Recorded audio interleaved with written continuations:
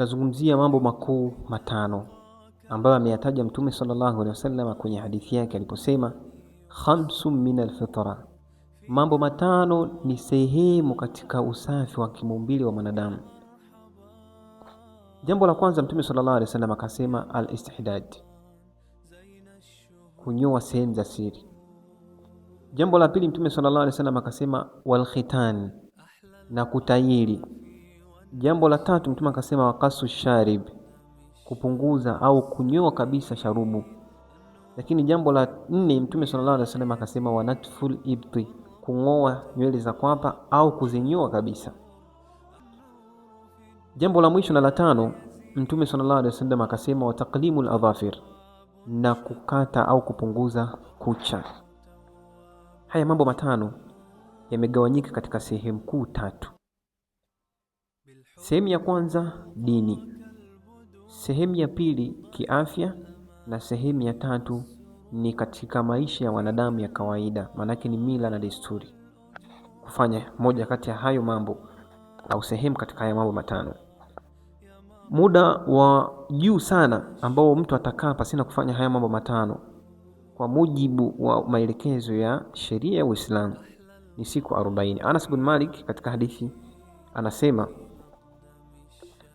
wukita lana, tulipewa muda maalum kutoka kwa Mtume sallallahu alaihi wasallam fi qasi sharib, katika kupunguza sharubu au kuzinyoa, lakini pia wataklimul adhafir, na kukata kucha, wanatful ibti, na kuondosha nywele za kwapani, wa halqul ana, na kunyoa sehemu za siri.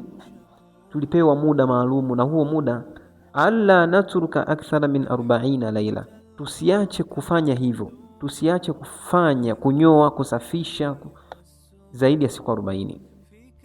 Zikizidi siku 40, zikifika siku 40, huyo mtu anakuwa ni mchafu na amevunja sunna za Mtume sallallahu alaihi wasallam.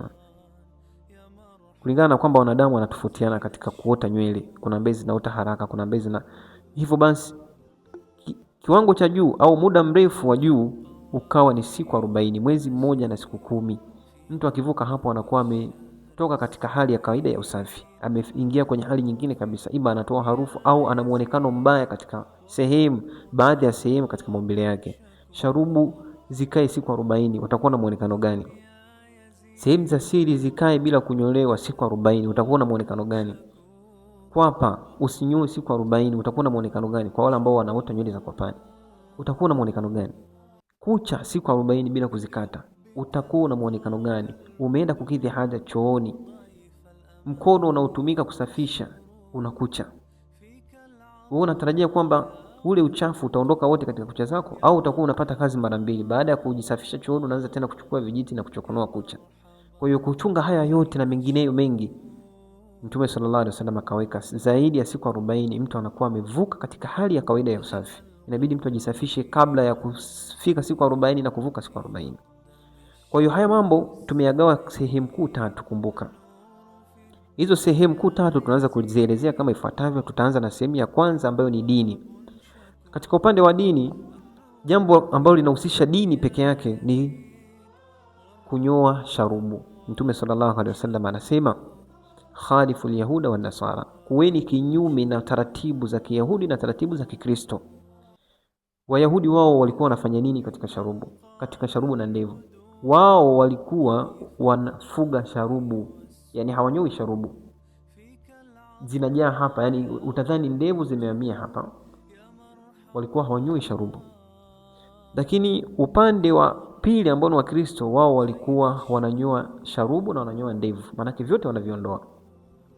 Mtume sallallahu alaihi wasallam akatuwekea utaratibu ambao uko kinyume na hizo taratibu mbili zote. Akasema mtu aondoe sharubu zake, ima kwa kuzinyoa au kwa kuzipunguza. Lakini pili, afuge ndevu zake, mwanamume afuge ndevu. Hiyo yote ni kujitofautisha na dini tofauti na Uislamu. Kwa yule ambaye atazifuga sharubu na akanyoa ndevu, huyo tayari yupo katika upande wa Wayahudi. Na yule ambaye ataondoa ndevu na sharubu, huyo tayari yupo katika upande wa Kristo.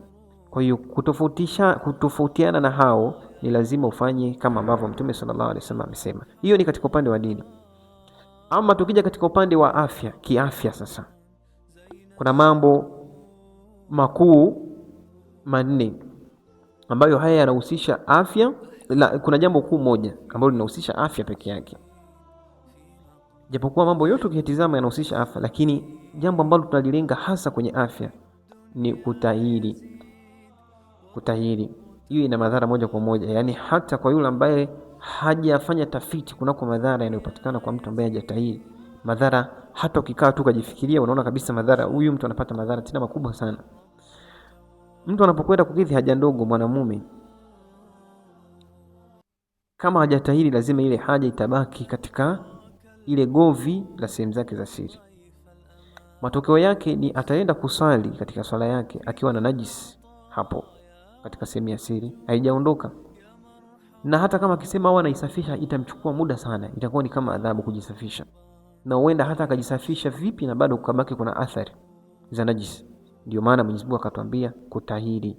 Sio umma huu peke yake, wametahiriwa mitume. Hata katika upande wa Biblia pia maandiko yapo yanaeleza wazi kabisa kwamba hata zilipofika siku zake alitahiriwa, ambaye ni Yesu, ambaye sisi tunamuita Isa ibn Maryam, Yesu mtoto wa Maryam. Hivyo basi kutahiri ni sehemu katika usafi wako wa kiafya, yani ni usafi, lakini upande wa afya inachukua nafasi kubwa sana kutahiri.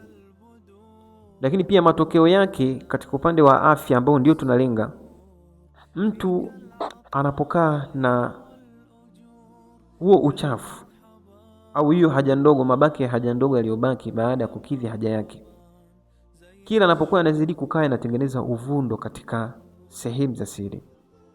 Na ukiwa kuna uvundo wa namna hiyo, lazima kutakuwa kuna unyevunyevu. Ule unyevunyevu utakuja kuzalisha fungus. Kwa atajikuta tayari ameshaanza kutafunwa na jarathimi, bakteria wale wanamtafuna sehemu za siri. Sababu ni nini? Ni yale mabaki ya haja ndogo ambayo yamebaki sehemu za siri. Kwa hiyo yana madhara moja kwa moja, yani hilo lina madhara moja kwa moja hata usipofanya utafiti wako binafsi kwa kina. Hilo ni katika upande wa afya. Tukija katika upande wa kawaida, katika maisha ya kawaida, mila na desturi, tunakuta kuna mambo makuu matatu. Jambo la kwanza ni kukata kucha. Jambo la pili ni kunyoa nywele za kwapani au kuzing'oa. Jambo la tano na la mwisho ni kunyoa sehemu za siri. Hii kawaida kwa mtu ambaye ana akili timamu na mtu ambaye anapenda usafi hawezi kuvumilia kukaa na nywele za namna hii katika mwili wake. Hawezi kuvumilia kukaa na kucha ndefu katika mwili wake. Kwa sababu gani? Zinasababisha uchafu hizo kucha. Kukaa na kucha zinasababisha uchafu katika mikono yako au katika miguu yako. Kwa hiyo kucha hiyo inafahamika katika kawaida, mtu kukaa na kucha haipendezi na inaleta picha mbaya na unaleta muonekano bahimia, yani kuna tofauti gani kati yako wewe na mnyama? Mnyama kucha zimechongoka, wewe kucha zimechongoka. Yani ni ngumu sana kujifanyia usafi katika kucha ambazo zimechongoka kwa namna hiyo. Kwa hiyo kwa mujibu huo Mtume sallallahu alaihi wasallam akawa amelitaja pia kwenye hadithi kwa kuchunga kwamba ni kawaida watu wanafanya hivyo, ila pia ni sehemu katika dini kwa sababu limeshazungumzwa na Mtume amelifanyia kazi. Jambo la 4 ni kunyoa nywele za kwapa. Kunyoa nywele za kwapani. Umeona? Hili pia Mtume sallallahu alaihi wasallam akalizungumzia. Hivi mtu anayekaa siku 40 au siku 50 hajanyoa kwapani anakuwa na hali gani? Ni lazima, kwa sababu nywele za kwapa zinavozidi kuongezeka ndivyo unapata harufu ya haraka katika sehemu yako ya kwapa. Kwa hiyo solution ni nini? Ni kumziondosha zile nywele na kubaki ukiwa safi. La mwisho ambalo likatajwa kwenye hadithi ya Mtume sallallahu alaihi wasallam ni kunyoa sehemu zako za siri kwa kuweka muonekano sawa na usafi pia. Bali inawezekana pia kiafya ikawa na madhara kwa sababu zile nywele zinazidi kurundikana. Na wewe unavaa nguo ya ndani, unavaa suruali, unavaa imani kanzu au unavaa suruali, unaleta muonekano gani? Yani kwa sababu nywele hazipati, yani sehemu ya siri haipati hewa ya kutosha. na hizo nywele unaweza ukazalisha vitu vingine ambao ni uchafu na madhara mengine, kupata magonjwa na kadhalika. Kwa hiyo basi haya mambo makuu matano ndiyo yanachukua nafasi kubwa katika mwili wa mwanadamu, upande wa usafi na upande wa dini yake na upande wa utaratibu wake kimila na kawaida. Tahadhari katika upande wa ndevu kwa wanaume. Watu kwa sasa hivi wanafuata sana taratibu za kimagharibi, wanaacha taratibu za dini yao.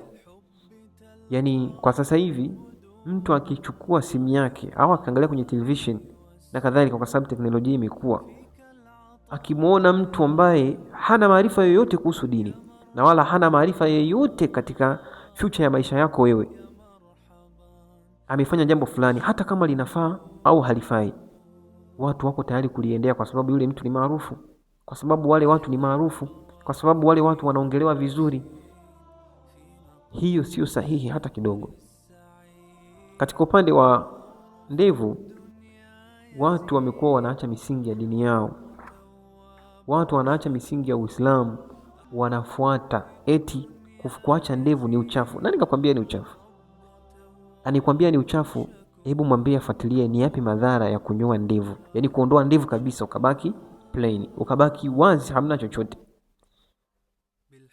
Lakini pia ni kwa nini uvunje utaratibu wa dini yako na kufuata matakwa ya wanadamu wenzako ambao wanakaa chini wanakuambia unajua ni uchafu? Uchafu gani? Ni najisi? Hapana. Kuna madhara gani wewe kuwa na ndevu? Kwa hiyo mtu ile hali ya kujiondoshea ndevu, kwanza anaondosha sifa ya wanaume wake.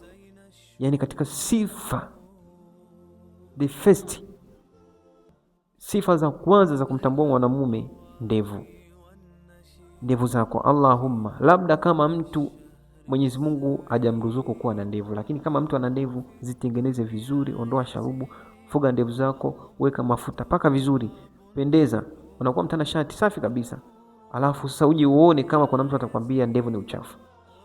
Wamehukumu ndevu ni uchafu baada ya watu kujiachia pasina kufanya usafi katika ndevu zao, wakawa wanakaa ovyo ovyo kwamba ndio sunna. Hamna sunna ya namna hiyo katika uchafu, hamna sunna ya namna hiyo. Mshairi mmoja anasema,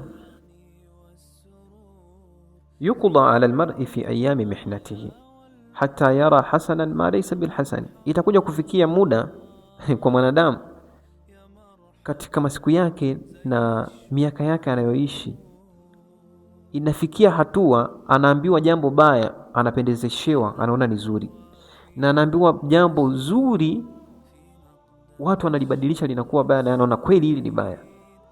Ndiyo mfano wake katika kufuga ndevu na kunyoa ndevu. Mwanamume leo unaambiwa kwamba kuwa na ndevu ni vibaya. Hapana, kuwa na ndevu ni uchafu, kadla, jambo ambalo halipo na wala haliwezekani. Hiyo ndiyo sifa yako ya wanaume. Mshairi mwingine akasema, wala ajaba anna nisaa tarajalat walakinna ta'nith ar-rijal ajib. Hamna shaka kwamba wanawake mpaka sasa wameshajifananisha na wanaume, hilo halina shaka.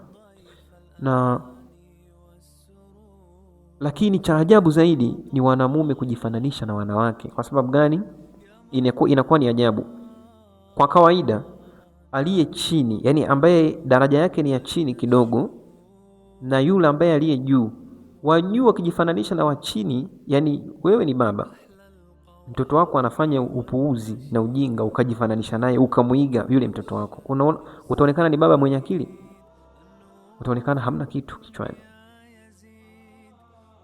kwa sababu mtoto anafanya vibaya na wewe unamuiga mtoto. Lakini mtoto kumuiga baba katika ubaya na uofanya, hiyo ni kawaida, kwa sababu mtoto anafuata malezi ya mkubwa. Sasa hakuna ajabu kwa sababu mwanamke yuko chini ya mwanamume, mwanamke kutaka kujionyesha kwamba na yeye ni mkamilifu kama mwanamume, kwamba hamna utofauti kati ya mwanamume na yeye. Hiyo hamna ajabu katika hilo. Lakini cha ajabu zaidi ni mwanamume ambaye ana sifa kamilifu, anajishusha, anajifananisha na aliye chini yake ambaye ni mwanamke. Kwa kufikia hapa insha Allah tukutane katika darasa zingine. Wassalamu alaikum wa